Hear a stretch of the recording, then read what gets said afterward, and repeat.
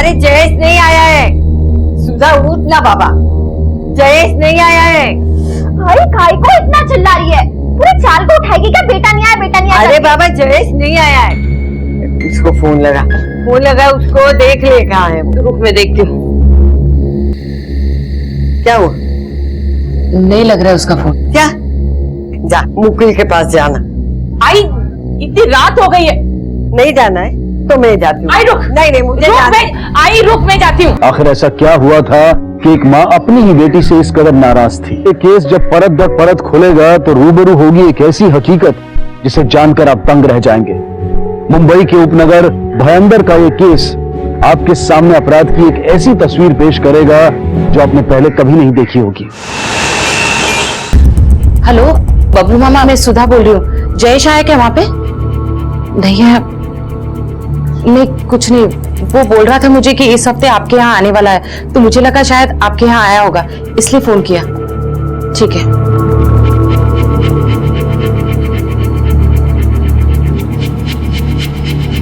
वो वहां पे भी नहीं है। अरे क्या हुआ, मिला? नहीं। कुछ पता चला? हाँ सनी से बात की, वो कह रहा था कि जयेश भाई कल शाम को 6 बजे वहां से निकल गए, और मैंने बाकी दोस्तों से भी पूछा, किसी को कुछ नहीं पता है। मुझे बिना बताए आज तक वो कभी बाहर नहीं गया। आई शांत हो। आई मैं तो कहता हूँ आप लोग पुलिस के पास जाओ, मैं एक दो जगह और देखता हूँ। जयेश गणेशपुरी नाम है साहब, उसका खुद का जिम है और उसी जिम में वो ट्रेनर भी है।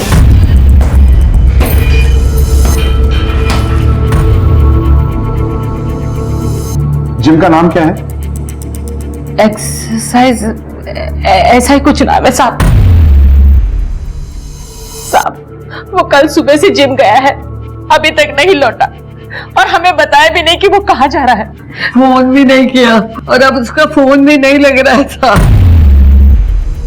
हमने लगभग सारे दोस्तों को पूछ लिया, लेकिन किसी को भी नहीं पता कि जयेश गया कहाँ है। ऐसा कभी हुआ नहीं है साहब। एक ही लड़का है मेरा, पूरी घर की जिम्मेदारी उसके ऊपर है साहब। फोटो लाए हैं उसका? हाँ साहब।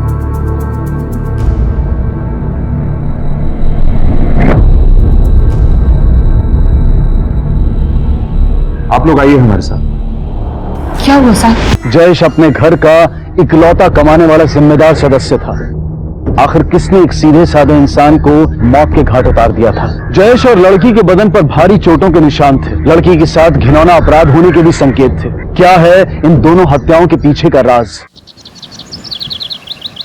संतोष, ये आई टिफिन दे। ओ आली, अरे ऐकल येतं की नाही? क्या है? 2 दिन से वैशाली का फोन नहीं आया। मेरे जाके जरा पता कर, मुझे लगता है वो किसी मुसीबत में तो नहीं है। अगर तुमको इतनी चिंता है तो खुद जाके ढूंढो ना उसे। क्या टिफिन दो ना। ओ आली, अरे देख क्या बड़बड़ा रहे हैं, वैशाली वैशाली कर रहे हैं और बोल रहे हैं उसको फोन लगा, और कोई काम नहीं है क्या मुझे? ओ तुम्ही पण ना, दिखता नहीं वो काम पे जा रहा है। ए तू घे जा, मी बघते याला। रात्री तिचाच फोन आला होता ना, क्या बोल रही थी वो? अरे पता नहीं क्या बड़बड़ कर रही थी। मर चुकी वो हमारे लिए। झोप तिकडे गपचूप। ओ फोन तो दे, मैं फोन करता हूँ। घे, खुद ही ले ले। अरे दे ना।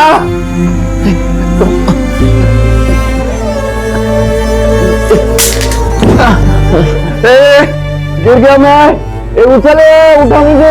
हे देवा, कब मरेगा ये? मर तिकडच। चल चल।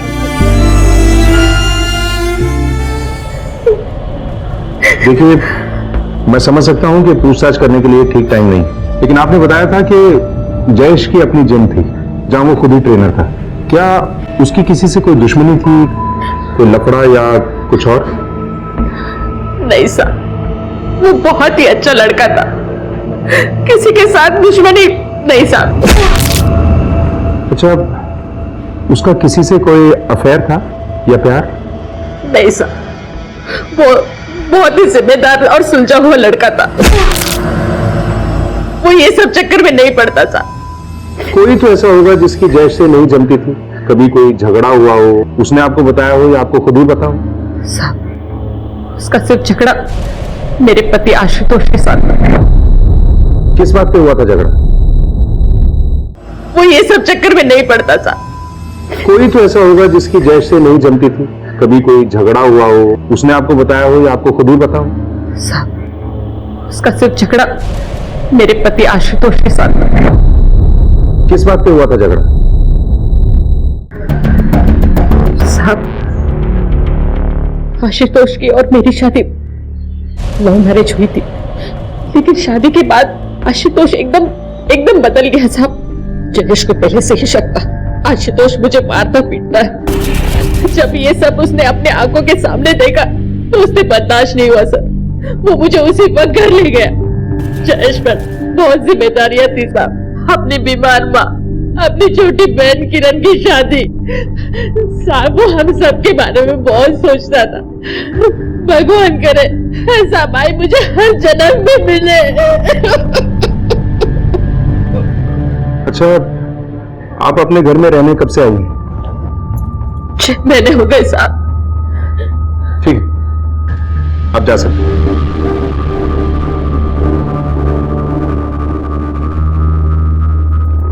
निशानदार, इस आशुतोष की कुंडली निकालो। सुधा ने जो बताया उससे यह लगता है कि आशुतोष एक शॉर्ट टेम्पर्ड आदमी है और उसके पास मोटिव भी है जयेश को मारने का, क्योंकि जयेश सुधा को अपने घर ले आया था। सर लेकिन अगर मारना ही होता तो 6 महीने इंतजार क्यों करता, उसी वक्त कुछ कर देता। हो सकता है कि आशुतोष ने अपने मन ही मन ये ठान लिया था कि जयेश को अपने रास्ते से हटा देगा। निशानदार, जिम और मोहल्ले में पता करते हैं, वहीं से सारी बातें साफ होंगी। चलो। कैसा लड़का था जयेश? सर जयेश बहुत अच्छा लड़का था। जयेश का कभी किसी से झगड़ा हुआ था क्या? जयेश और झगड़ा ऐसा हो ही नहीं सकता साहब। वो तो अपने काम से काम रखता था, उससे किसी को कोई तकलीफ नहीं थी। हम सबके लिए भाई जैसा था वो, दिल से भी बहुत अच्छा था वो। सर जयेश से कभी मदद मांगनी ही नहीं पड़ती थी, पता नहीं कैसे उसे पता चल जाता था, वो मदद के लिए हमेशा तैयार रहता था। जयेश जैसा लड़का आजकल की दुनिया में मिलना बहुत मुश्किल है। सर ऐसा समझो कि जयेश भाई थे तो जिम था, सबसे उनकी बहुत अच्छी बनती थी। सर जिम के खुलते ही उनके नाम पर 40 लोगों ने जिम ज्वाइन कर लिया। इतना अच्छा समझाते थे फिटनेस के बारे में।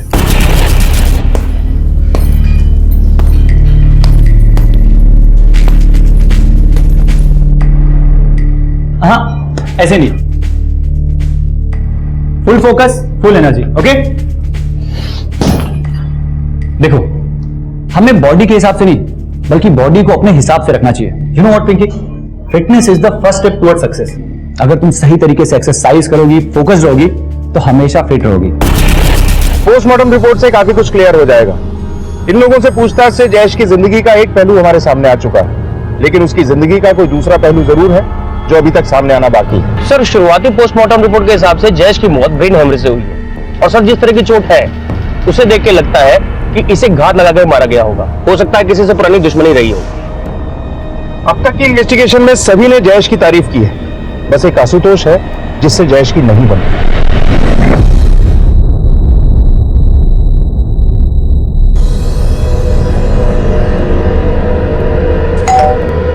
तेरी पत्नी सुधा कहाँ है? सर वो तो अपने मायके गई है। मायके गई है या मारपीट के भेजी है तूने? और वो जयेश, जयेश कहाँ है? साहब वो तो अपने जिम में होगा ना। जिम में? जिम में नहीं, उसका खून हो गया है। खून? हाँ, और ये भोलेपन की एक्टिंग मत कर हमारे सामने, समझा?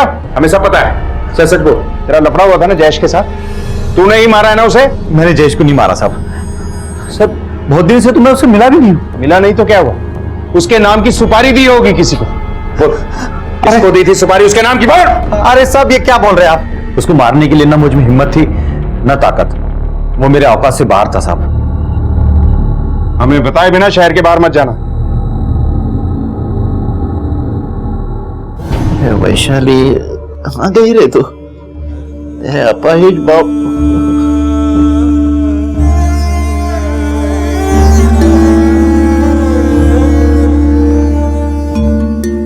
पापा, हाँ पापा ये देखिए। अरे 2 महीने लगे लेकिन आखिर ट्रस्ट वालों ने दे ही दिया। अब टेंशन की कोई बात नहीं है। पूरा दिन ऐसे लेटे लेटे उठ जाते हैं ना, पर अब कोई टेंशन नहीं है। मैं आपको रोज इस पे घुमाऊंगी और एक बार मेरी नौकरी लग जाए आपको अपने साथ लेके जाऊंगी। बेटा चिंता मत कर, वो है ना मेरा बप्पा, ए गणपति बप्पा, सुखी रखेगा तेरे को बेटा। बाबा कितना क्या रखती है तू। वैशाली, वैशाली। इसकी फोटो आसपास के सभी पुलिस स्टेशन में सर्कुलेट करो और आसपास के मंदिरों में इसकी फोटो दिखाकर पूछताछ करो। आसपास की बस्तियों में भी पूछो, शायद कोई इसे जानता हो। और बॉडी को पोस्टमार्टम के लिए भेजो। सर।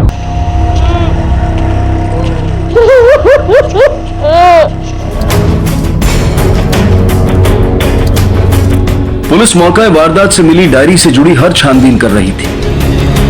शहर के कोने कोने में उसकी तस्वीर भी लगाई गई थी ताकि जल्द से जल्द उस लड़की की शनाख्त हो सके।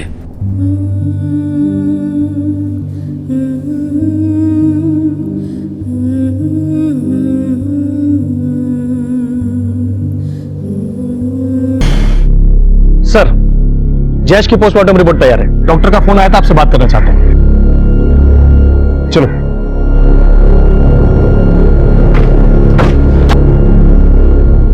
विक्टिम की पूरी बॉडी पे चोट के काफी निशान है, इसलिए हमने डिसाइड किया कि इसका एक्सरे कराएं।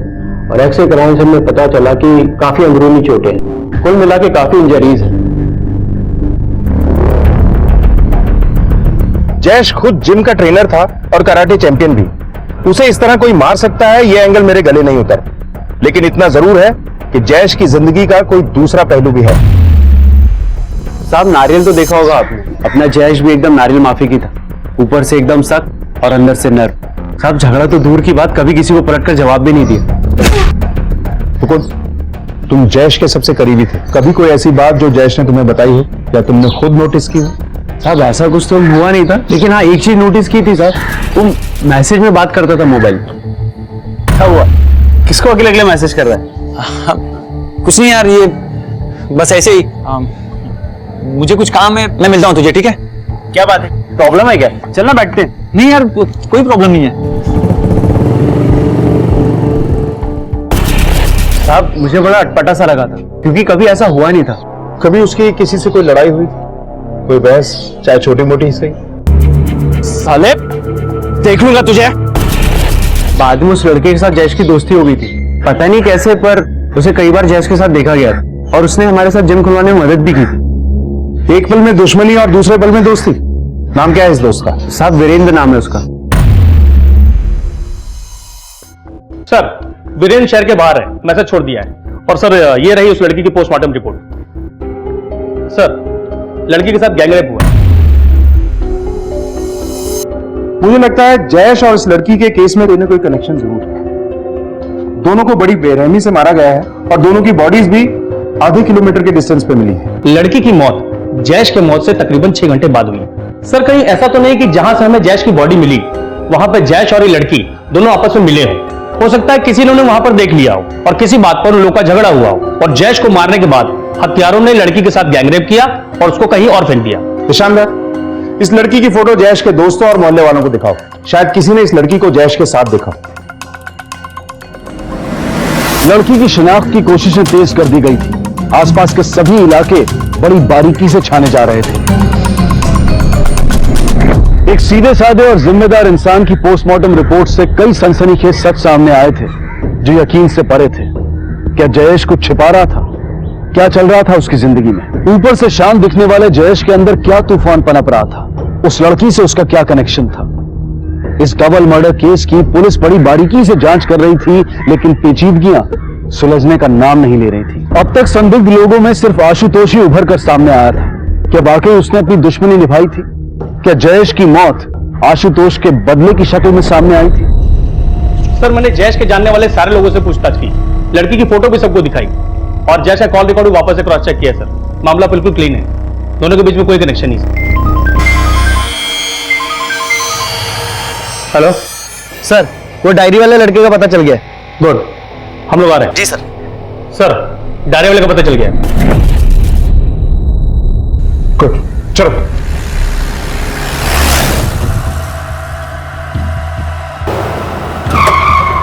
सर वो रहे दोनों।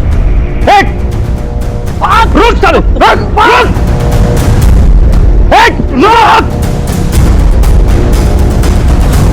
रुक। मिसाइल भाग जल्दी।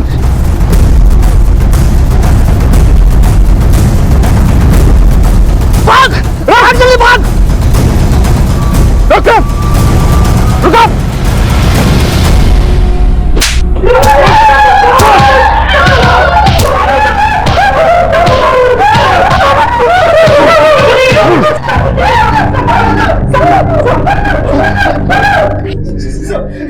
पहचानता है इस डायरी को?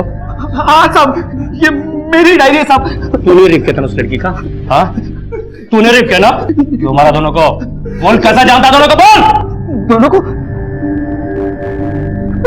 सब, वहां तो वो लड़की अकेली पड़ी थी साहब, और साहब हम वहां से चले गए साहब, लेकिन फिर भी वो लड़की जिंदा थी साहब। तुम लोगों की वजह से उस लड़की की जान चली गई। शर्म आती है तुम्हें इंसान कहते हो?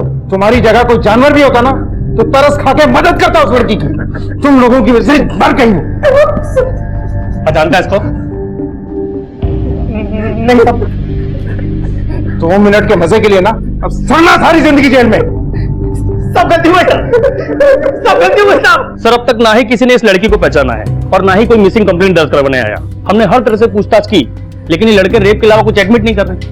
अगर इन लोगों ने जैश को नहीं मारा है, फिर जैश को किसने मारा है? और ये लड़की वहां कहां से आई? किसने अधमरी हालत में लड़की को वहां फेंका? क्या कनेक्शन हो सकता है जैश का इस लड़की के साथ? अगर कोई कनेक्शन नहीं है तो कहीं ऐसा तो नहीं इस लड़की की वजह से जैश को मारा गया हो और जैश की वजह से इसे? लेकिन सर, ये लड़की है कौन? अभी तक तो हमें ये भी नहीं मालूम।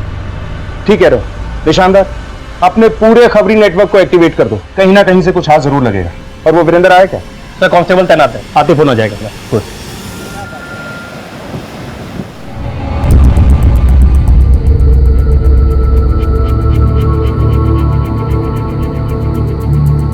तू आजकल फोन पे ज्यादा चिपकने लगी है।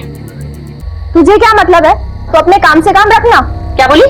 यही कि तो अपने काम से काम रख, मेरी जिंदगी में ज्यादा दखल मत दे, समझी? तेरा दिमाग है ना ज्यादा चलने लगा है। अगर जयेश होता ना तो इस ढंग से मेरे से बात नहीं करती तू। आई जयेश के साथ मृत पाई जाने वाली लड़की का अब तक कोई सुराग नहीं मिला था।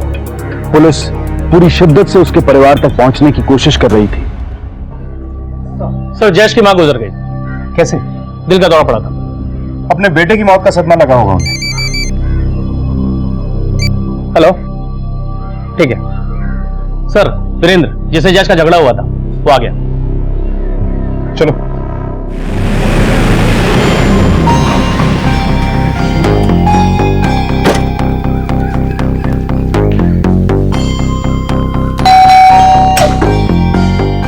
वीरेंद्र पाटिल, आइए सर, बैठिए। It's okay. जयेश गणेशपुर को तो जानते ही होंगे।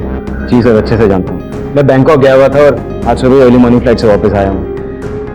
और आते से ही मुझे पता चला कि उसके साथ ऐसा हादसा हुआ है और उसकी माँ भी चल बसी है। बड़ा ही अच्छा बंदा था सर।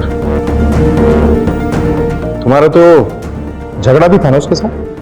सर, आप भी क्या बचपन की बातें लेकर बैठे हैं सर। ये तो बहुत पुरानी बात है। उस झगड़े के बाद तो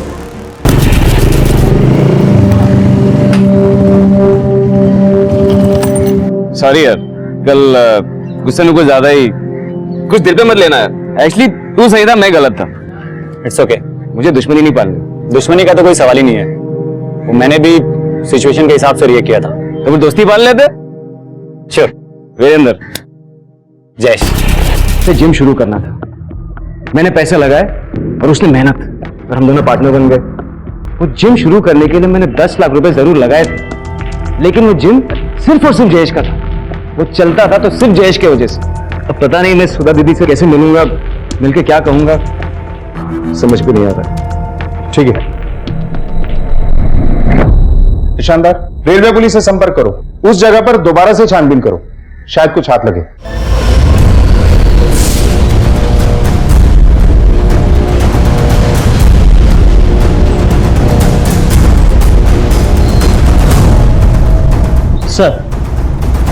सर, रेलवे ट्रैक के पास ये बैग मिला है और बैग में ये आईडी थी।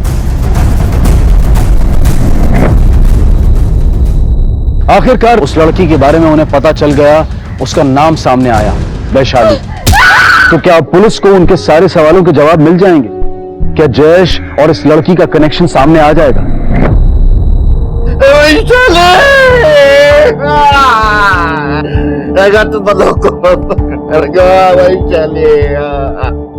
काय नाटक लावून ठेवले?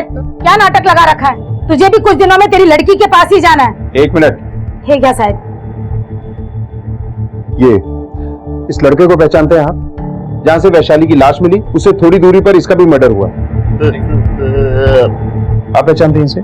नहीं साहब, मैं नहीं जानती इसको। तो फिर आप वैशाली के बारे में बताइए, आखिरी बार उसका कॉल आपको ही आया था, क्या कहा था उसने? काय बोलणार साहब, बोल रही थी बाबा मुझे बचाना, बाबा वो लोग। आपने ये जानने की कोशिश नहीं की कि वो किस मुसीबत में है, क्या कहना चाहती है? मला काय माहिती साहब, वो क्या कहना चाहती थी, वो किस मुसीबत में थी। फोन ही कट हो गया। अच्छा, आप वैशाली के बारे में बताइए, वो क्या करती थी, कहाँ जाती थी? पागल थी वो क्या करती थी साहब, कहाँ जाती थी, किसी को कुछ मालूम नहीं है। यहाँ तक कि वो हर काम अधूरा करती थी, पढ़ाई अधूरी, नौकरी अधूरी, यहाँ तक कि उसकी शादी भी अधूरी रह गई थी। कैसे नहीं करेगी शादी तो? आई मैं नहीं करेगी शादी, मेरे को नहीं करनी है शादी। बाबा तो तुझे करनी पड़ेगी। ए भाई, अरे का पीछे पार्टी लगले? अरे नाही तुला लग्न करायचं तो मत करने देना शादी। बसा तुम्ही मधी मधी बोलू नका, कळलं ना? शादी तो तुझे करनी पड़ेगी। मेरे से पूछा किसी ने?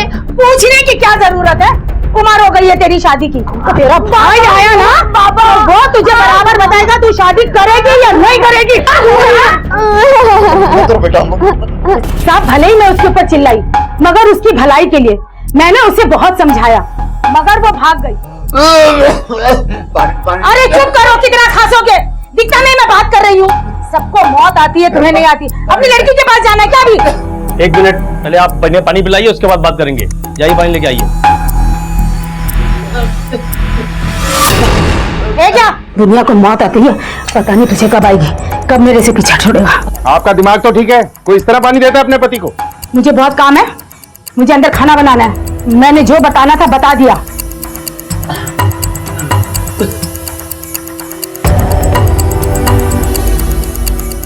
अब वैशाली के बारे में कुछ बताना चाहते थे?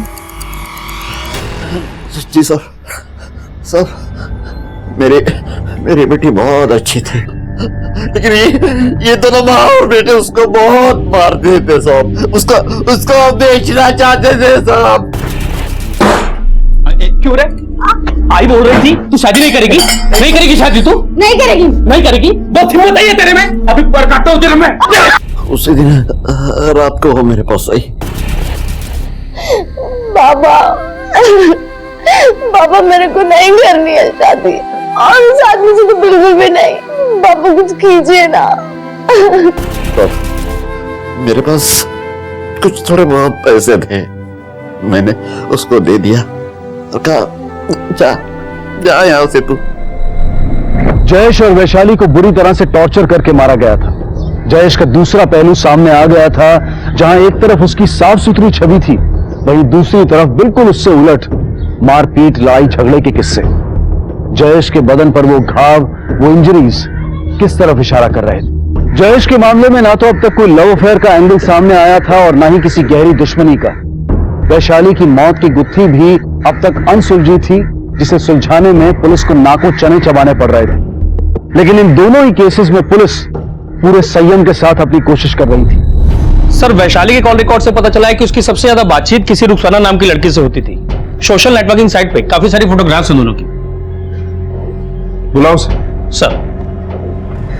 अच्छा बताइए, उसका किसी के साथ कोई अफेयर था या किसी से कोई दुश्मनी?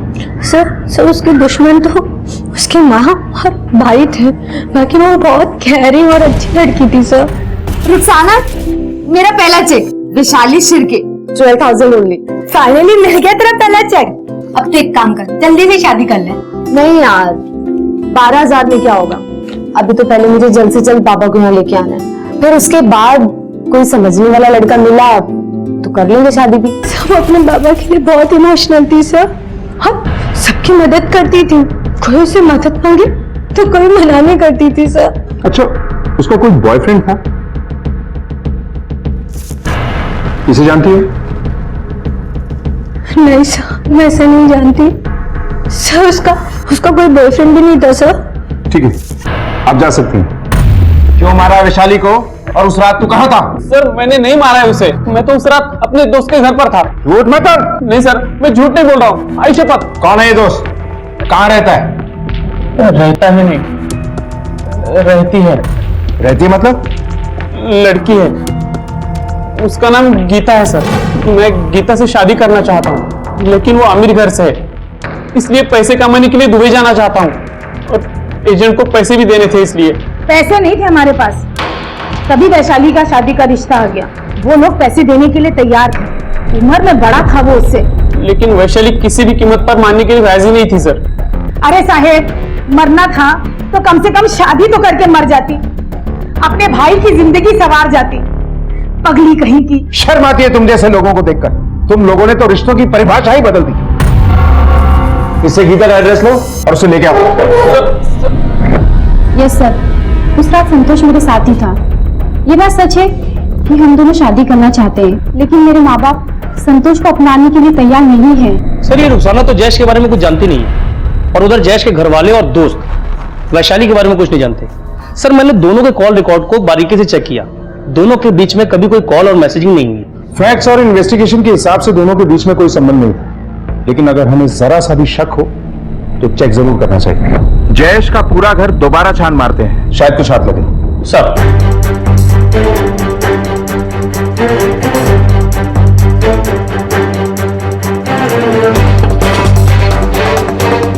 आप हमें जयेश के कमरे की तलाशी लेनी है।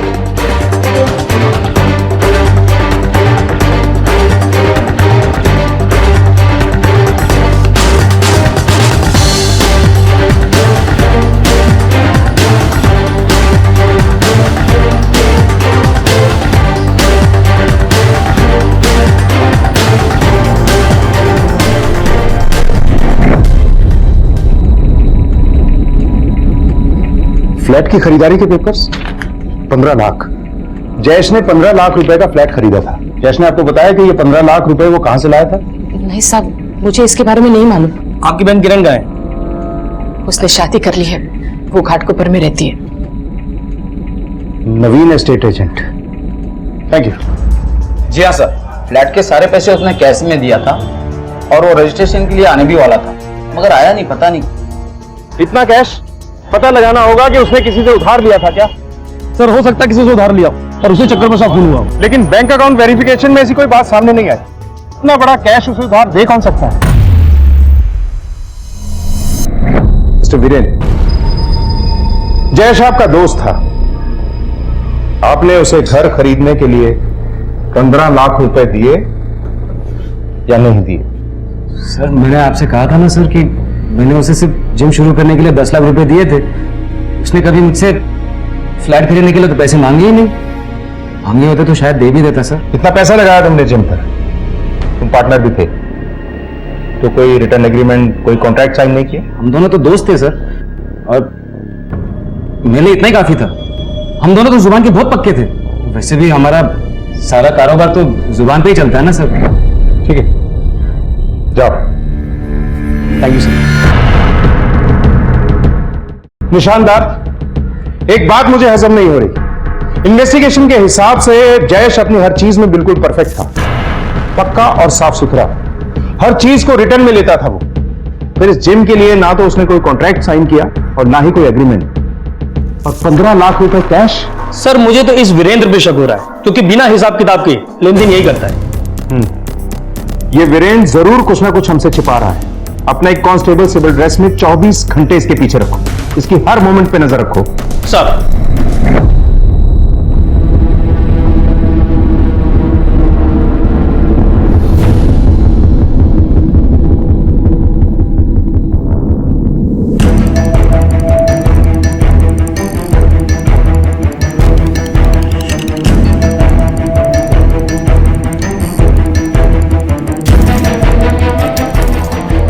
क्या बोलता है दीपक, कैसा है? क्या बोलते हैं भाई लोग?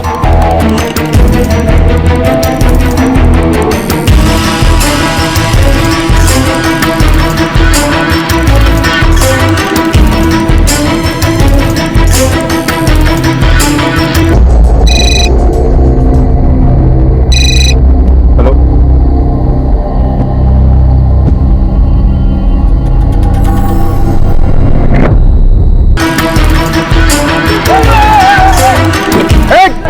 कोई भागेगा नहीं। रुको, कोई भागेगा नहीं। पकड़ो, चलो चलो गाड़ी में चल, शुरू हो जा। से उस दिन सर, ऐसी इलीगल फाइट होती थी सर, और इसमें काफी पैसे बनते थे। जिस दिन मेरे और जयेश के बीच में झगड़ा हुआ था ना सर, तब मैं उस दिन समझ गया था कि इसमें बहुत दम है और ये फाइटर बन सकता है। जयेश को पैसों की जरूरत थी, उसे अपने परिवार के लिए घर खरीदना था, इसलिए उसने फाइट शुरू की सर।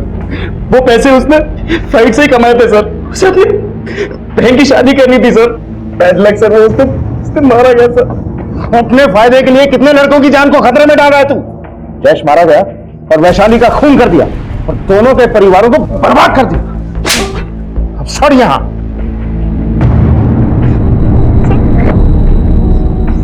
पैसा कमाने के नए नए तरीके हमेशा से ही आजमाए जाते रहे हैं, लेकिन इस होड़ में कई ऐसे मामले भी सामने आए हैं जहां इंसान की जिंदगी को खतरा हो सकता है। ऐसे अपराध न सिर्फ जुर्म को बढ़ावा देते हैं बल्कि इंसानियत के लिए भी खतरा है।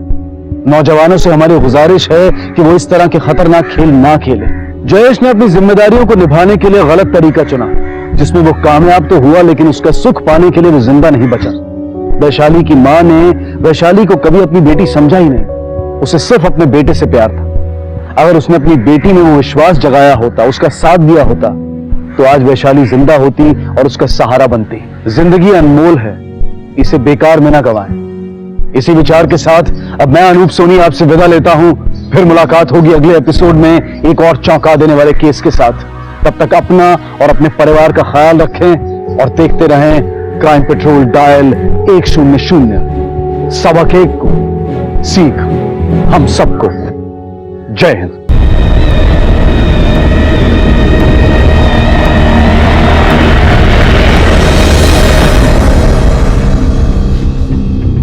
क्या बना दिया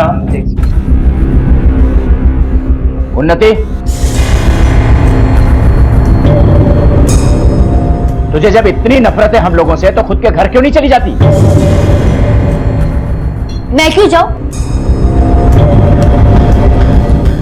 आप लोग की मुझे इस घर की बहू बनाना चाहते थे ना, वो भी मेरी मर्जी के खिलाफ। आप अच्छी तरह से जानते थे कि मैं शादी नहीं करना चाहती, पर फिर भी, और अब कहते कि मैं चली जाऊं। मैं कहीं नहीं जाऊंगी, यही रहूंगी आप सबके साथ। अरे समझाओ इसे। आज कुछ ज्यादा ही नहीं बोल रही है तू? पर कुछ गलत भी तो नहीं कह रही मैं।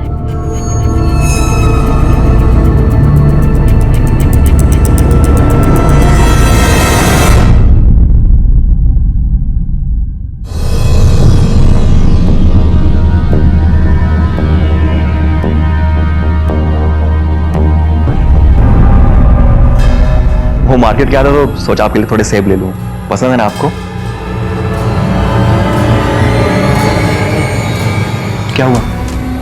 कोई नई बात हुई? वो एक्चुअली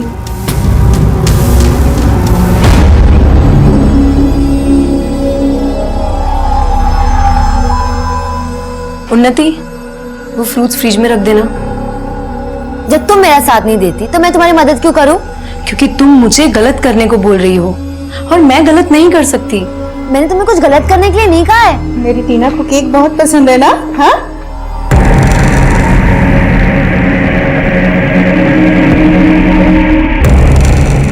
क्या हुआ? कुछ नहीं।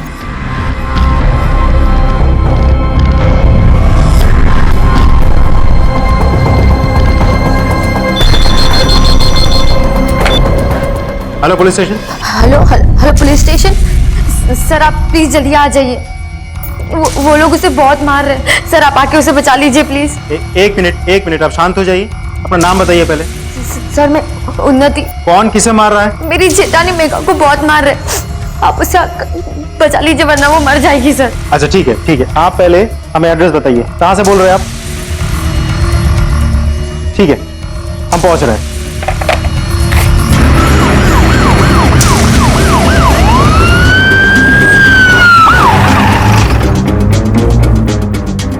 हाँ जी, आपने फोन किया था? यस सर, चलिए आप। जैसे पता चला मैंने आपको कॉल किया तो उन्होंने मारना बंद कर दिया। चलिए।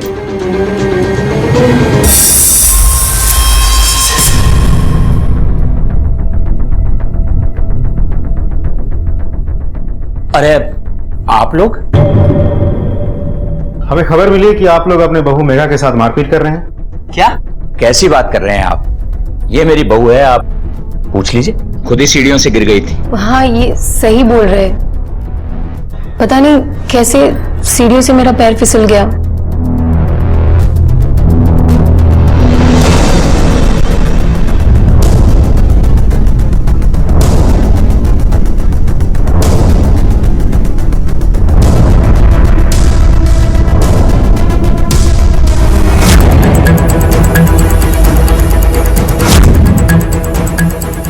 यहाँ कोई मुंह नहीं खोलेगा। अगर आपको सच जानना है ना, तो विष्णु की बहन से पूछिए, वो यही रहती है उनके घर में ऊपर वाले माले पे। ठीक।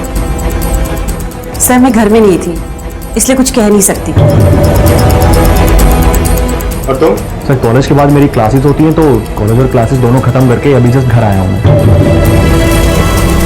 एक दिन अचानक महाराष्ट्र के नासिक जिले की पुलिस को एक फोन आता है, जहां उन्नति अपनी जेठानी के साथ हो रही घरेलू हिंसा के बारे में उन्हें बताती है। लेकिन जब पुलिस उन्नति की जेठानी मेघा से पूछताछ करने पहुंचती है, तो मेघा इस बात से साफ इनकार करती है। क्या सच में मेघा का पति विवेक और उसके घर वाले मेघा के साथ मारपीट कर रहे थे? और अगर ऐसा था, तो फिर पुलिस के सामने झूठ बोलकर मेघा ने अपने ससुराल वालों को क्यों बचाया? क्या उन्नति किसी खास वजह से मेघा के साथ हो रही घरेलू हिंसा की झूठी कहानियां बना रही थी? आखिर क्या था इस पूरे मामले के पीछे का सच, और कौन बोल रहा था झूठ? ठीक है, हम कुछ करते हैं। सर फिर से उस उन्नति का कॉल है, कह रही हैं कि वो लोग फिर से आज मेघा के साथ मारपीट कर रहे हैं। वो डोमेस्टिक वायलेंस वाला केस? जी सर। चलो देखते हैं। सर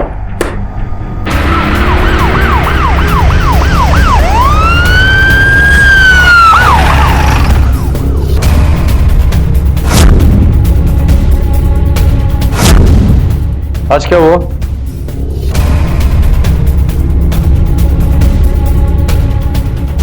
दीदी कब तक सहती रहोगी आप? अरे अब तो कुछ बोल दो, सच बताओ इनको आप। सर वो मास्क पहने चोर आ गया था घर में, मुझे पता ही नहीं चला उसने कब मुझ पर हमला किया। मैं उसका चेहरा तक नहीं देख पाई। दीदी क्यों झूठ बोल रही हो आप? क्यों इन सबको बचाना चाहते हो? क्या मिलेगा आपको इससे? सर मैं आपको सच बताती हूँ, ये झूठ बोल रही है। इनके हस्बैंड ने किया ये सब। क्या? वरना आप खुद बताइए, अगर कोई चोर आता तो कोई चोरी क्यों नहीं हुई घर में? अरे हमें क्या पता सर, मुझे लगता है वो डर गया होगा, इसलिए हमला करने के बाद भाग गया। हाँ सर, पक्का वो चोर ही था। भला घर वाले ऐसा क्यों करेंगे? मेरे समझ में नहीं आ रहा, क्यों बचा रही इन लोगों को? बस बंद करो अपनी बकवास, ये सब हमें फंसाने के लिए कर रही हो ना तुम? आपको ऐसा क्यों लगता है कि ये सब फंसाने के लिए कर रही है? इसकी शादी इसकी मर्जी के खिलाफ हुई थी। जब से घर में आई है तब से ऐसे ही तमाशे करती रहती। मैं तो खुद इसके खिलाफ पुलिस में रिपोर्ट करना चाहता था, हम सबको सताने के लिए।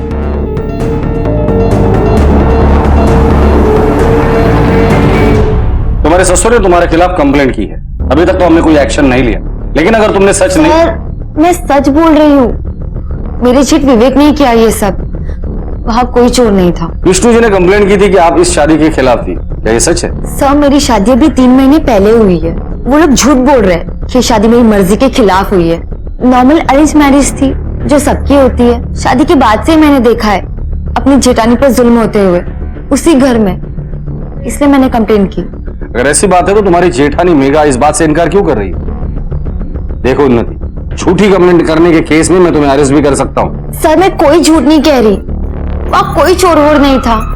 ये डोमेस्टिक वायलेंस का मामला है। मेरी जेठानी को लोग मारते पीटते जुल्म करते, वो कुछ नहीं कहती, बट मैं ये सब बर्दाश्त नहीं कर सकती। ठीक है, जाइए, अब हम लोग इन्वेस्टिगेशन करते हैं। Thank you.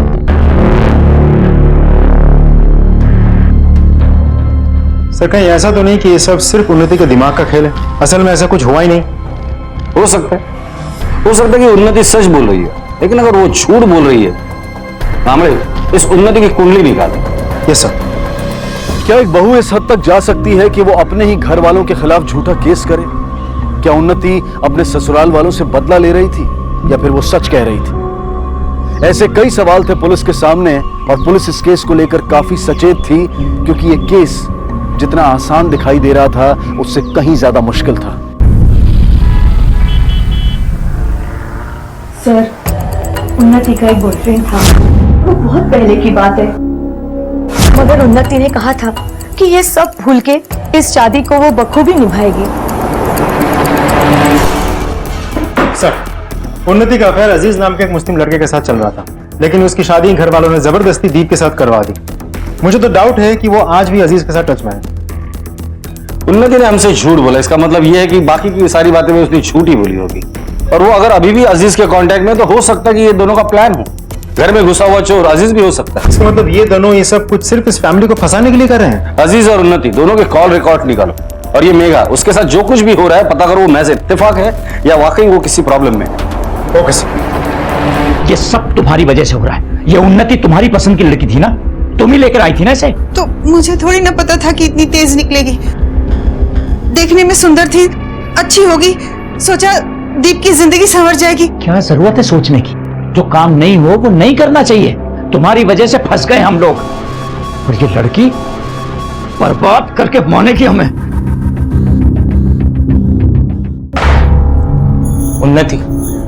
उन्नति सुनो ना, कितने दिन ऐसे चलेगा? अब बर्दाश्त नहीं होता। उन्नति सुनो ना, मैं क्या बोलूं? प्लीज हटो। क्या तुम अजीज को भूल नहीं सकती क्या?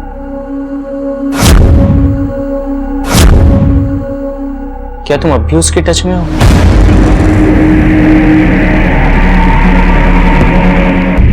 ये बहुत अच्छा किया आप लोगों ने, अपने घर की गंदगी हमारे घर में डाल दी। सुनिए, जो आपकी लड़की है ना, अब भी अजीज से मिलती है। अब नहीं हो पाएगा हमसे। अपनी लड़की अपने घर रखिए। अगर वो अजीज से मिलती है तो ये आपकी कमजोरी है, उसको आप संभाल के रखिए, क्योंकि वो आपकी बहू है, हमारी जिम्मेदारी नहीं है। इसलिए आपको जो करना है खुद कीजिए।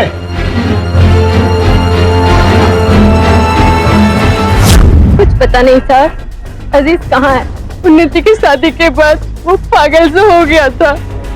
एक दिन अचानक पता नहीं कहाँ चला गया।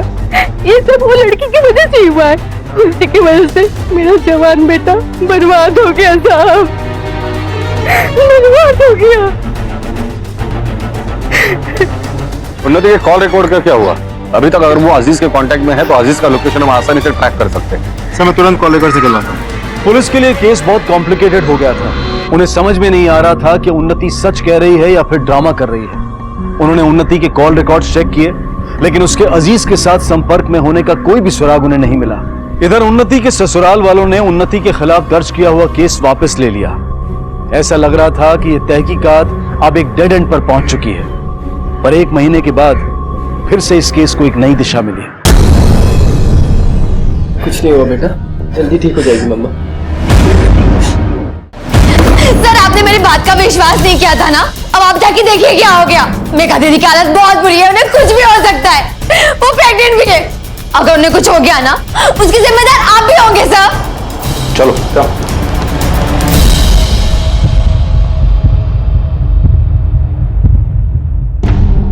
मेघा कहाँ है? सर, उसकी तबीयत खराब हो गई थी, इसलिए उसे दूसरे वार्ड में शिफ्ट किया गया है। हमें आप लोगों से बात करनी है। सर, अभी आप रुक नहीं सकते क्या? आप देख रहे हैं मेरी बीवी की हालत कितनी खराब है। मेघा के साथ इत्तेफाक में इत्तेफाक हो रहे हैं। वो इत्तेफाक क्यों हो रहा है ये जानना है हमें, इसलिए बात करनी, वो भी अभी। आप लोग हमें बेवकूफ समझने की गलती भी मत करना। ऐसी बात नहीं है सर। तो क्या बात है? आप लोग हमारे आने से इतने परेशान क्यों हैं? हमें तो बस इतना ही जानना है कि मेघा के साथ ये बार बार क्या हो रहा है।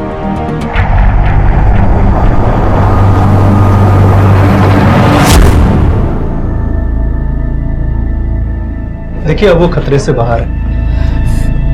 बच्चा कैसा है डॉक्टर साहब? बच्ची भी बिल्कुल ठीक है, लेकिन उनकी इस कंडीशन में मैं उन्हें यहाँ से जाने की एडवाइस नहीं करूँगा। क्या हम उनसे मिल सकते हैं? या सर।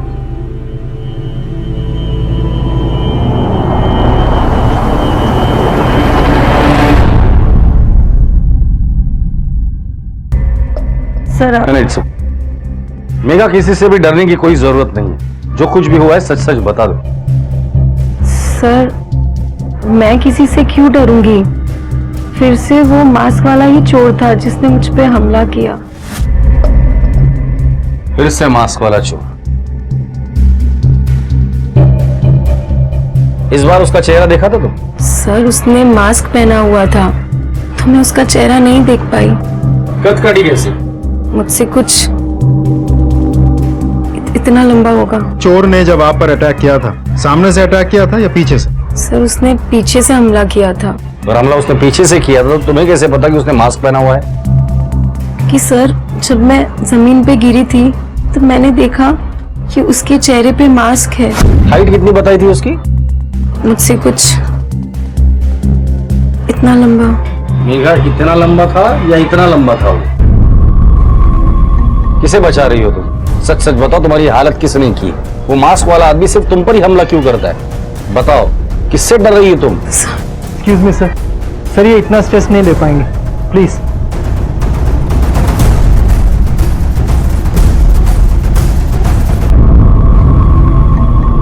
सब ठीक हो जाएगा।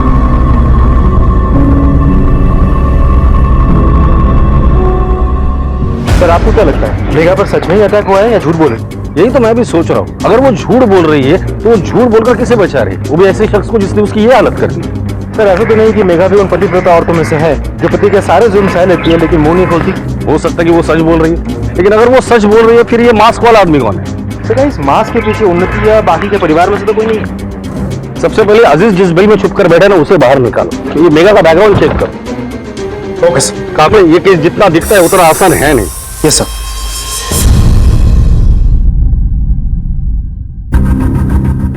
कब बोलोगी? कब्र में पहुंच जाओगी तब? दीदी ये पति और ससुर की मर्यादा छोड़ो और जो हो रहा है वो पुलिस को बता दो सच आप। प्लीज प्लीज तुम मुझे अकेला छोड़ दो। दीदी आप क्यों नहीं समझ रही? ये लोग मार देंगे आपको। उन्नति प्लीज जाओ यहाँ से। सर, सांसें चल रही हैं। एम्बुलेंस बुलाओ। शारदा पुलिस को कुछ जरूरी बात बताना चाहती थी, लेकिन जब पुलिस शारदा से मिलने उसके घर पहुंची तब वो ये देखकर दंग रह गई कि किसी ने विष्णु और शारदा पर हमला किया था। पुलिस फौरन दोनों को हॉस्पिटल लेकर गई, लेकिन हॉस्पिटल पहुंचने से पहले ही विष्णु ने दम तोड़ दिया और शारदा की हालत उस वक्त काफी सीरियस थी। पुलिस को यह समझ में नहीं आ रहा था कि विष्णु और शारदा पर यह जानलेवा हमला किसने किया और शारदा उन्हें क्या बताना चाहती थी। क्या शारदा उन्हें हमलावर के बारे में ही कुछ ऐसा बताना चाहती थी जो हमलावर को बेनकाब कर सकता था? और इसी सब से बचने के लिए उसने विष्णु और शारदा की जान लेने की कोशिश की। आखिर क्या था इस पूरी कहानी के पीछे का सच?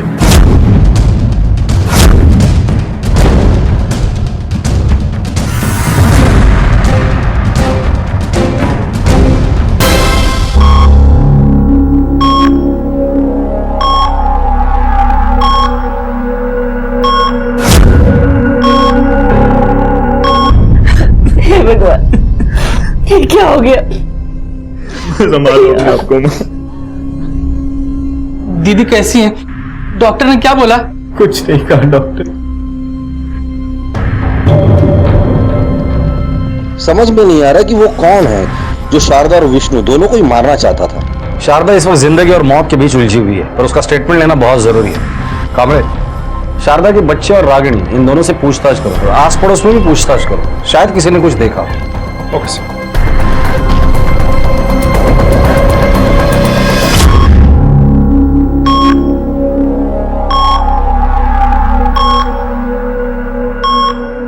मैं आज ही सोच रही थी कि नीचे जाके भैया भाभी से मिलूं, लेकिन कुछ काम आ गया जिस वजह से मैं जा नहीं पाई। काश मैं चली जाती तो शायद सर मैं घर ही लौट रहा था, शॉप में थोड़ा काम ज्यादा था इसीलिए लेट हो गया। काश मैं घर जल्दी आ जाता। सर मैं मेघा के साथ हॉस्पिटल में ही रहता हूँ उसका ख्याल रखने के लिए। कुछ दिन भी मैं उसके साथ ही था। पता नहीं सर ये सब क्या हो रहा है। पहले मेघा के साथ होता रहा और अब मम्मी पापा के साथ। सर उस दिन हम में से कोई भी नहीं था उनके साथ।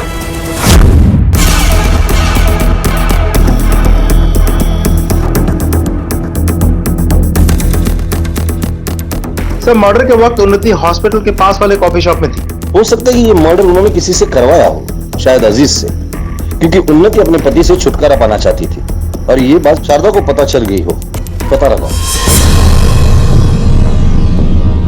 अब कैसी तबीयत है आपकी? थोड़ा दर्द हो रहा है, पता नहीं मेरे बच्चे की क्या हालत होगी। कुछ नहीं होगा, डॉक्टर ने बोला वो बिल्कुल ठीक है। लेकिन कोई इंटरनल इंजरी हुई तो? सब ठीक हो जाएगा। सर, अजीज के बारे में खबर है। तुम लोगों में से अजीज कौन है? कौन है अजीज? कह रहे अजीज, नशा करने का बहुत शौक है ना तुझे? चल तेरा नशा उतार पूरा हो जा। उठ ले जाओ इसे। चल निकल, निकलो यहां से।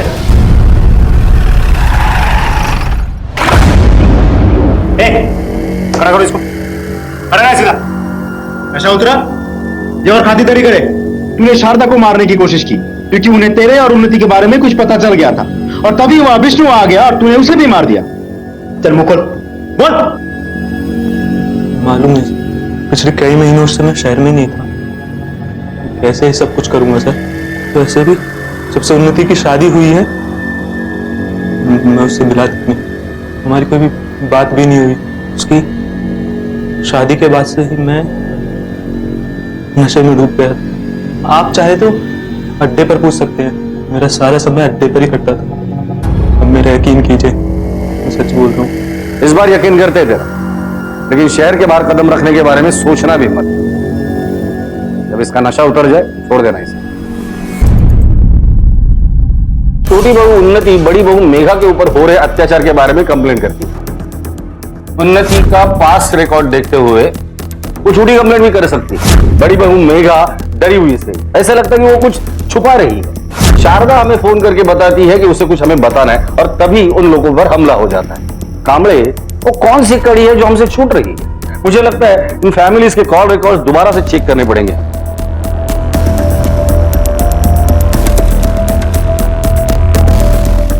लेकिन सर उन्नति के कॉल डिटेल्स मैंने खुद चेक किए, कुछ भी सस्पिशियस नहीं, बिल्कुल क्लीन है। मेघा के कॉल रिकॉर्ड देखिए। मेघा रोहन के साथ लगातार कांटेक्ट में।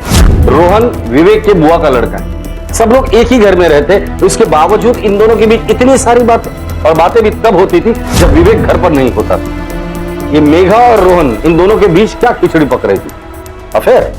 तो ऐसा तो नहीं कि ये सब इन दोनों का ही प्लान हो, शायद ये अटैक सिर्फ एक दिखावा हो, क्योंकि मेघा पर जब अटैक हुआ तब कोई भी आसपास मौजूद नहीं था। मैं शॉप पे था, भैया ने कॉल किया और मैं सीधा यहीं पर चला आया।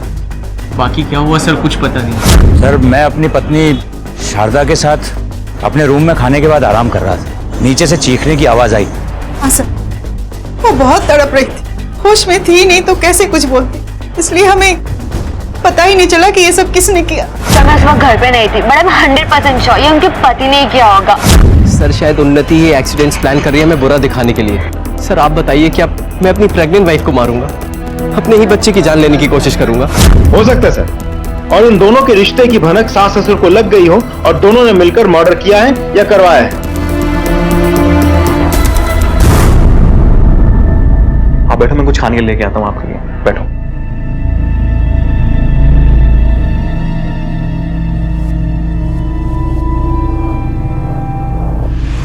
आपको हमारे साथ पुलिस स्टेशन चलना होगा।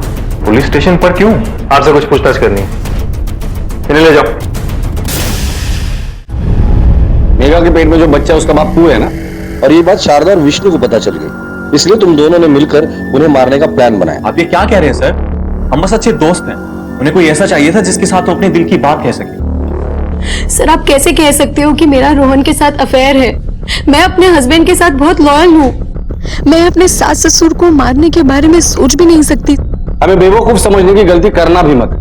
अगर मेघा के बच्चे का डीएनए टेस्ट करवाए ना, तो उससे पता चल जाएगा कि उसका असली बाप कौन है, और तब दूध का दूध और पानी का पानी हो जाएगा। आपको जो समझना है समझिए, लेकिन ये बच्चा मेरे पति का ही है। वैसे तो आप लोग दिखाने की बहुत कोशिश करते रहते हैं कि न जाने इस घर में सबके लिए सबको कितना प्यार है। अगर ऐसा ही है तो अपने दिल की बात बताने के लिए किसी बाहरी इंसान की जरूरत क्यों आ पड़ी? क्योंकि विवेक भैया और मामा जी उनके साथ मारपीट करते थे, टॉर्चर करते थे उन्हें, और ये हर दिन की कहानी है। इसलिए वो मेरे साथ अपनी बातें शेयर करती थी। वो सच बताने से डरती है ये बताने से कि वो लोग उनके साथ क्या क्या करते थे। मैंने उन्हें कई बार कहा कि आप डरो मत, आप जो भी बात है पुलिस वालों को सब सच बता दो, वरना मैं बता दूं, पर वो हर बार मुझे रोकते थे। मुझे उनकी बहुत चिंता होती थी सर, मैं उनकी बहुत रिस्पेक्ट करता हूँ, पर हमारा और उनका रिश्ता सिर्फ एक दोस्त के जैसा है और कुछ नहीं। इसका मतलब उन्नति सब सच बोल रही थी।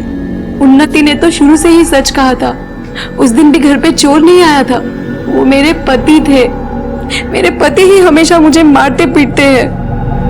मेरे पति ने मुझे डराया, धमकाया कि मैं किसी को कुछ ना कहूं। सर मैं आपको बता नहीं सकती हूँ, इस घर में छोटी छोटी गलतियों के लिए मैंने कितना कुछ सहा है। आगे की पूछताछ में पुलिस के सामने जो बातें निकल कर आई उससे साफ हो रहा था कि विवेक अपनी पत्नी मेघा के साथ मारपीट करता था, लेकिन कुछ बातें अब भी पुलिस के गले नहीं उतर रही थी। इधर पुलिस के हाथ अब तक कोई सुराग नहीं लगा था। मर्डर वेपन पर भी सभी घर वालों की उंगलियों के निशान थे, इसलिए किसी एक को ब्लेम नहीं किया जा सकता था। पुलिस के लिए समझना थोड़ा मुश्किल हो रहा था कि इस केस में हत्यारे का मकसद क्या हो सकता था। मुझे बहुत डर लग रहा है, पता नहीं क्या होगा। विवेक को पता चल गया तो? बस दीदी, देखिए थोड़ा डर तो मुझे भी लग रहा है, बट कोई बात नहीं, हमने सही कदम उठाया। बल्कि मुझे खुशी तो इस बात की कि आखिरकार आपने सच तो बोला। हाँ, मुझ में इतनी हिम्मत सिर्फ तुम्हारी वजह से आई है। तुमने हमेशा मेरी हेल्प करने की कोशिश की और मैं दीदी ओके, देर से ही पे, बट आप में हिम्मत तो आई है ना। थैंक यू सो मच उन्नति।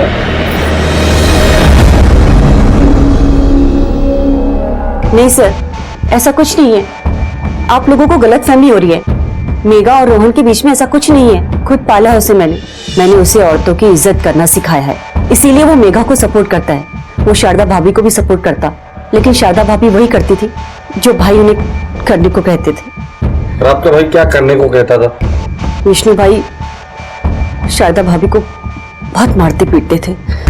भाभी को किसी न किसी वजह से भाई से मार खानी पड़ती थी, और देखते देखते ये सब कुछ हद से आगे बढ़ गया। और विवेक ने भी उनसे सीखकर मेघा को भी मारना पीटना शुरू कर दिया था। ये बात आपने हमें पहले क्यों नहीं बताई? बता देती तो क्या होता, क्या कर लेते आप लोग। उल्टा भाई मुझसे नाराज हो जाता। मेरे पति उनकी दुकान में काम करते हैं, हमारी पूरी फैमिली उन पर डिपेंडेंट है। मैं नहीं बता सकती थी। आपको क्या लगता है किसने मारा होगा आपके भाई को? जैसी उनकी हरकतें थी, उन्हें देखकर कोई भी नहीं मार सकता था। वो तो आप भी मार सकती है उन्हें, या आपका पति मार सकता है, या आपका बेटा भी मार सकता है उन्हें। नहीं सर, हम ऐसा करने की सोच भी नहीं सकते हैं। हेलो सब इंस्पेक्टर कामले। ओके सर, शारदा को होश आ गया है, हम उनका बयान ले सकते हैं।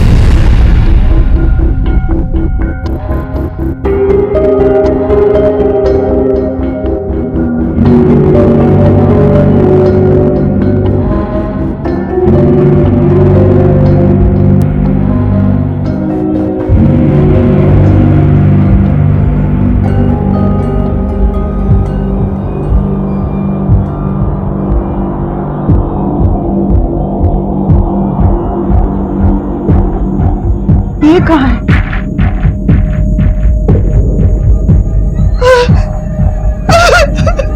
ये क्या हो गया?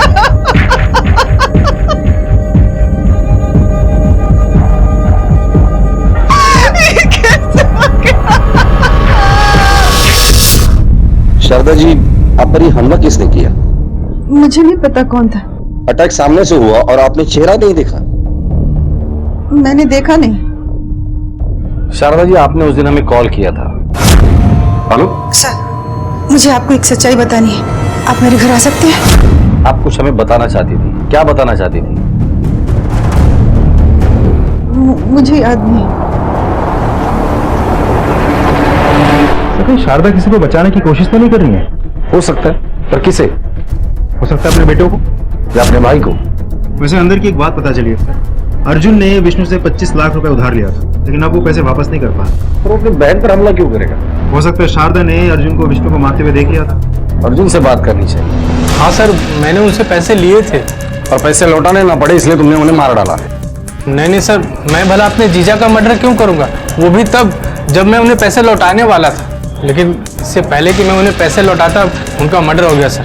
आप चाहे तो मेरे बैंक अकाउंट चेक कर सकते हैं सर, मैंने उनके लिए पैसे रखे थे। और सर, आपकी जानकारी के लिए बता दो कि हॉस्पिटल का सारा खर्चा मैं ही उठा रहा हूँ सर।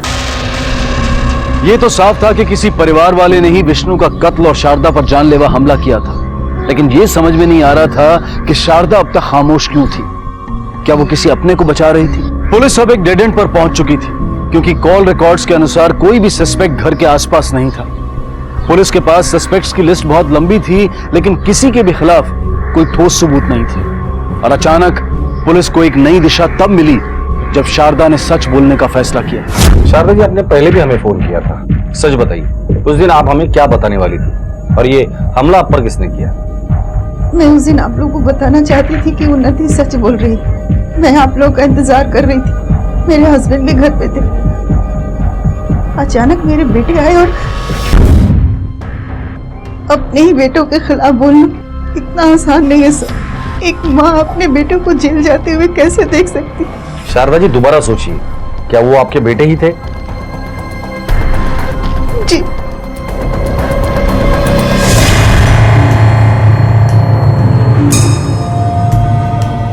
आज से दुकान मैं चलाऊंगा।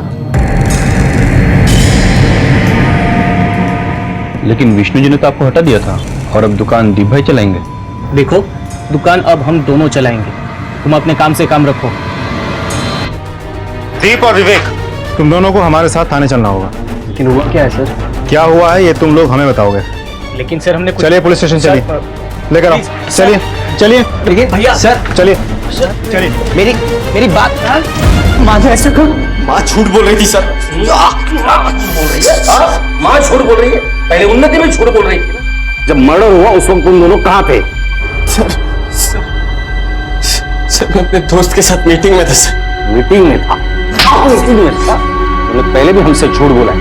अब की बार अगर झूठ बोला तो इतना मारूंगा कि तेरे चलने के भी वांदे हो जाएंगे। तो झूठ बोला था हमसे कि तू अपनी बीवी को नहीं मारता। कोई मास्क वाला आदमी नहीं था, तू ही मारता था अपनी बीवी को। सच है कि नहीं? मैं मारता था अपनी बीवी को। साहब देखा तो था उन्हें उस दिन, अब कितने बजे देखा था ये ठीक से याद नहीं है। कामड़े, हो ना हो इन दोनों का ही काम है। विवेक को बिजनेस से निकाला गया था, इसलिए विवेक और विष्णु के बीच झगड़ा होता था। अबे क्या ये एक नंबर का गधा है तू, दुकान नहीं चला सकता है? क्या हुआ? क्या चल निकल, तो तेरे से जीवन में कुछ नहीं होगा। चल। अरे पापा हुआ। अरे चल निकल, मुझे दिखाओ तो क्या। अरे निकल, क्या देखेगा तू? देखा ना मैंने, चल निकल। सारी जिम्मेदारी दीप पर आई थी जो ठीक तरह से संभाल नहीं पा रहा था, इसलिए विष्णु हमेशा उसे डांटता था। क्या साबित करना चाहता है तू कि विवेक की तरह गधा है? मन लगा के काम कर, लात मार के दुकान के बाहर निकाल दूंगा, समझा? लेकिन सर एक बात समझ में नहीं आती, अगर सर उन्नति आई है। लेकर आओ उसे। सर आप गलत आदमी को पकड़ लाए। दीप ने कुछ नहीं किया, वो उस दिन मेरे साथ ही था। उसने किसी को बताया नहीं कि वो मुझसे मिलने आया था, कि घर वाले मेघा को लेकर मुझसे ऑलरेडी नाराज थे। पहले दिन से तुम उन लोगों पर इल्जाम लगा रही थी, अब बचाने आई हो? सर मैं किसी को भी नहीं बचा रही, मैं तब भी सच बोल रही थी और अब भी सच बोल रही हूँ। तो फिर शारदा ने अपने बेटों का नाम क्यों लिया? सर मैं वो नहीं जानती, वो शायद झूठ बोल रही है, या तो फिर किसी और को बचाना चाहती है, या तो बीमारी की वजह से उन्हें पता नहीं वो क्या बोल रही है। पर मैं इतना जानती हूँ कि दीप ने कुछ नहीं किया। चल मर्डर हुआ उस वक्त तू कहा था? उस वक्त कहा था तू? मारा मैंने? हाथ निकाल, हाथ निकाल। कहा था? कहा था? बोल। मैं उन्नति के साथ था सर। उन्नति के साथ? पहले झूठ क्यों बोला कि तू विवेक के साथ था? क्योंकि उन्नति हमारी फैमिली के खिलाफ थी सर, और पहले उसका अजीज के साथ अफेयर भी था, इसलिए कहीं वो मना ना कर दे, मुझे उस पर भरोसा नहीं था सर। वो मना कर देती तो सीधा मैं फंस जाता सर, और अगर मैं ये कहता कि भैया के साथ नहीं हूं तो पूरा शक मुझ पे जाता सर, इसलिए मैंने झूठ बोला सर। लेकिन सच कहता हूं सर, अपने पापा को नहीं मारा सर। बस।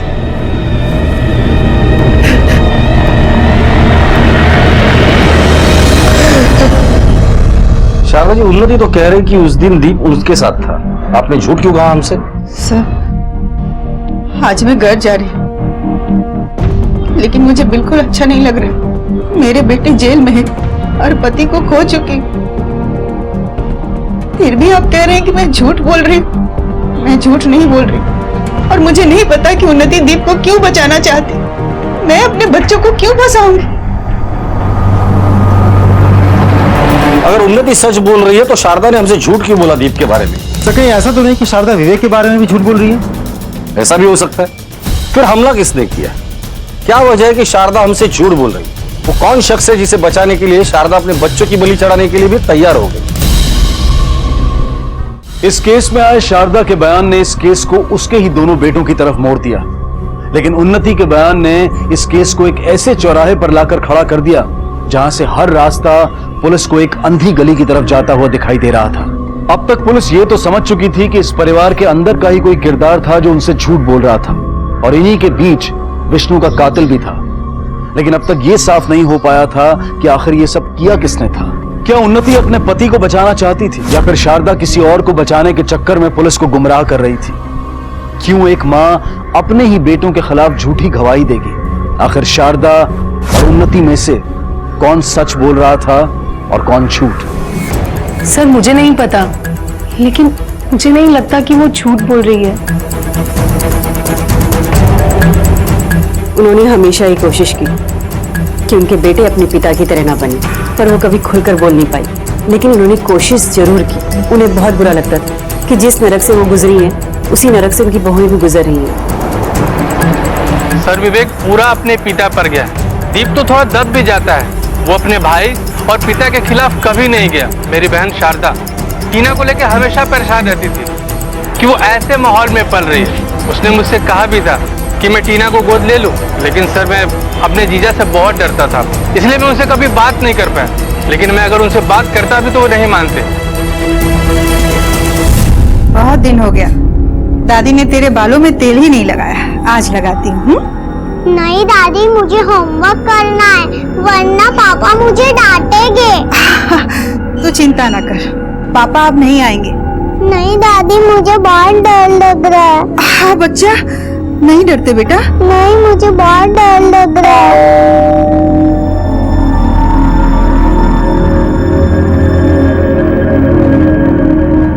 माँ, हमें आपकी पोती से कुछ बात करनी है।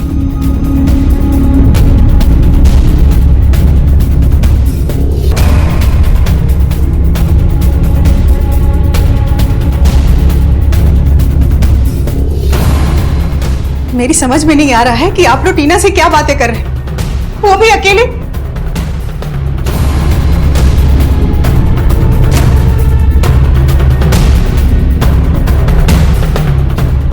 छोटी बच्ची है, डरी रहती है, वो हमेशा मेरे साथ रहती है। मैं क्यों नहीं रह सकती वहां पे? क्योंकि आपके वहां रहते टीना हमें ये नहीं बताती कि आपने ही अपने पति को मार डाला, उसके बाद अपने आप को घायल कर लिया, और टीना से ये कहा था कि ये बात वो किसी से ना कहे। टीना झूठ बोल रही है। टीना बच्ची है, वो झूठ क्यों बोलेगी? मैं कह रही हूँ ना कि टीना झूठ बोल रही है। क्यों झूठ बोलेगी वो? मुझे नहीं पता कि टीना झूठ क्यों बोले, लेकिन झूठ बोल रही है बस। आपने टीना के सामने ही उसे मारा है। टीना थी ही नहीं, मैं उसके सामने ऐसा कुछ कर ही नहीं सकती।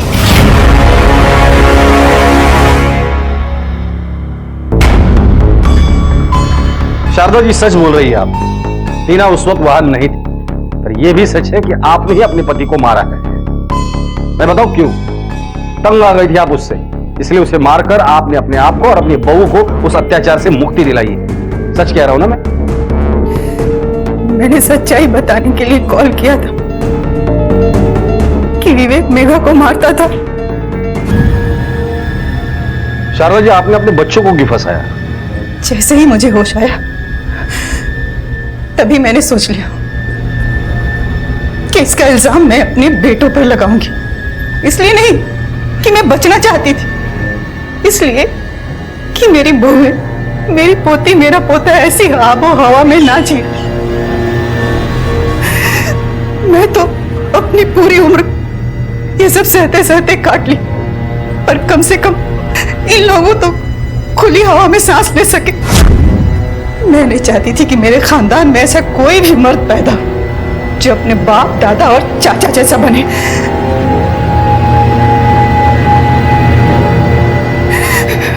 लेकर चलो इन्हें। आखिरकार शारदा ने कबूल किया कि उसने ही अपने पति विष्णु की हत्या की थी। इसके बाद पुलिस ने उसे हत्या और पुलिस को गुमराह करने के जुर्म में गिरफ्तार किया। साथ ही पुलिस ने विवेक को भी घरेलू हिंसा के अपराध में गिरफ्तार किया। अनऑफिशियल आंकड़ों के मुताबिक हिंदुस्तान में हर 3 महिलाओं में से 2 महिलाएं घरेलू हिंसा का शिकार होती हैं, लेकिन इनमें से सिर्फ 1% मामले कानूनी तौर पर सामने आते हैं। जहां एक तरफ नारी सशक्तिकरण को बढ़ावा देने के लिए विमेंस डे आज एक पर्व का रूप ले चुका है, वहीं दूसरी तरफ घरेलू हिंसा के ये आंकड़े हमारे समाज के झूठे नकाब की पोल खोलते हैं। शारदा अपने पति विष्णु से प्यार करती थी और कहीं ना कहीं उसने ये स्वीकार कर लिया था कि डर और हिंसा भी प्यार का ही एक हिस्सा है। कुछ लोग प्यार में एक दूसरे का इस्तेमाल करते हैं, शोषण करते हैं, लेकिन वो ये भूल जाते हैं कि प्यार एक खूबसूरत एहसास है। और ऐसी एक अनोखी तर्ज पर प्यार का खूबसूरत एहसास दिलाने आ रही है बिट्टू और मुन्नी की एक नई प्रेम कहानी।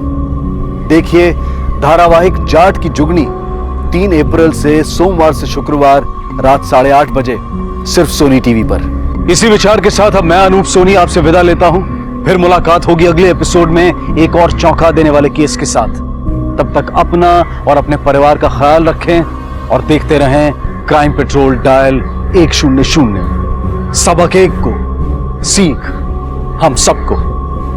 जय। इस तरह के और भी एपिसोड देखने के लिए हमारे चैनल को सब्सक्राइब करें और बेल आइकन दबाना ना भूलें।